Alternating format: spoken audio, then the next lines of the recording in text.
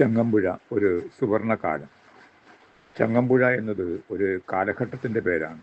ഒരു കാലഘട്ടത്തിൻ്റെ ഭാവുകത്വം മുഴുവൻ ഒരൊറ്റ വ്യക്തിയിൽ ഊറിക്കൂടിയതിൻ്റെ പേരാണ് ചങ്ങമ്പുഴ. ചങ്ങമ്പുഴയുടെ കാവ്യങ്ങളിൽ മലയാള കവിതയുടെ നാട്ടുപാരമ്പര്യവും പാശ്ചാത്യ കവിതയിലെ കാൽപ്പനിക സംസ്കാരവും ഇഴചേർന്ന് കിടക്കുന്നു. സ്വന്തം മണ്ണിൻ്റെ ആഴങ്ങളിലേക്ക് വേലാഴ്ത്തി തനിമയുള്ള ലവണാംശങ്ങൾ സ്വാംശീകരിക്കുകയും ലോക കവിതകളുടെ വിശാലതയിലേക്ക് ചില്ലകൾ വീശി നവീനതയുടെ പ്രസരം ഉൾക്കൊള്ളുകയും ചെയ്ത കവിതകളാണ് അത്. ഭാഷയിലെ ഭാവാത്മക കാവ്യശാഖയ്ക്ക് ഒരു നവീന ചൈതന്യം കൈവരുത്തിയ കവിയാണ് ചങ്ങമ്പുഴ.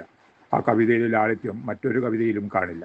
തൻ്റെ കലയുടെ മാന്ത്രിക ശക്തി കൊണ്ട് മാത്രമല്ല ചങ്ങമ്പുഴ കവിത വ്യത്യസ്തമാകുന്നത്. പ്രതിപാദന വിഷയങ്ങളുടെ പ്രത്യേകത, കവിതയുടെ സ്വഭാവം, അതിൻ്റെ സാരാംശം എന്നിവയിലെല്ലാം അദ്ദേഹം മറ്റുള്ളവരിൽ നിന്ന് വേറിട്ട് നിൽക്കുന്നു.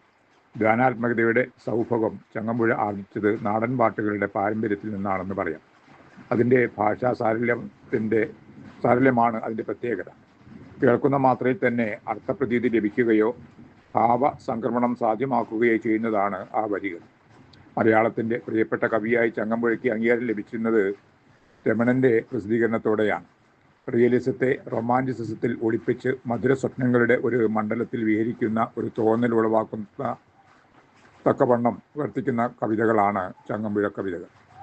ആരണ്യക ഗാഥകൾ എന്നത് പാശ്ചാത്യ കാൽപ്പനിക കവിതകളുടെ കൂട്ടത്തിൽ സഹൃദയപ്രീതി നേടിയ ഒരു വിഭാഗമാണ്. പ്രകൃതി സൗന്ദര്യത്തിൻ്റെ പശ്ചാത്തലത്തിൽ തീവ്രമായ വികാരാവിഷ്കാരം ഗാനാത്മകമായി നിർവഹിക്കുന്ന ഒരു രീതിയാണ് അത്. ഈ മാതൃക സ്വീകരിച്ചാണ് ചങ്ങമ്പുഴ രമണൻ എഴുതിയിട്ടുള്ളതെന്ന് പറയപ്പെടുന്നു.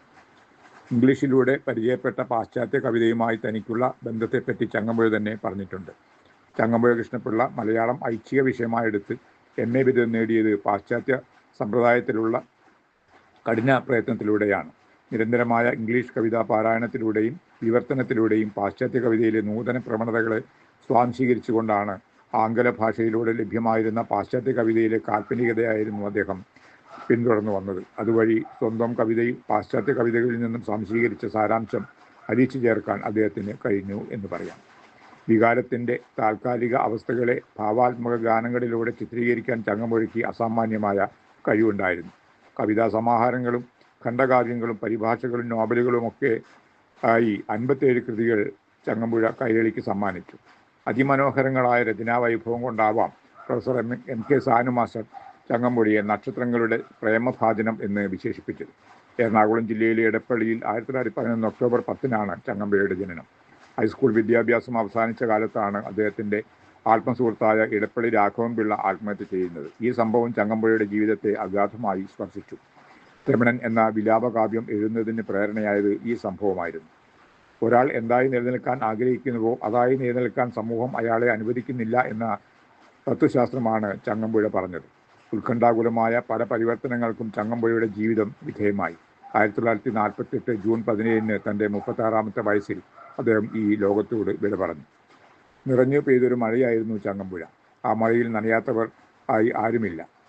ആ ധന്യ ജീവിതത്തിൻ്റെ ഓർമ്മകൾ പങ്കുവെച്ചുകൊണ്ട് പ്രണാമം അർപ്പിക്കുന്നു. ഞാൻ ബാലു പൂക്കാട്.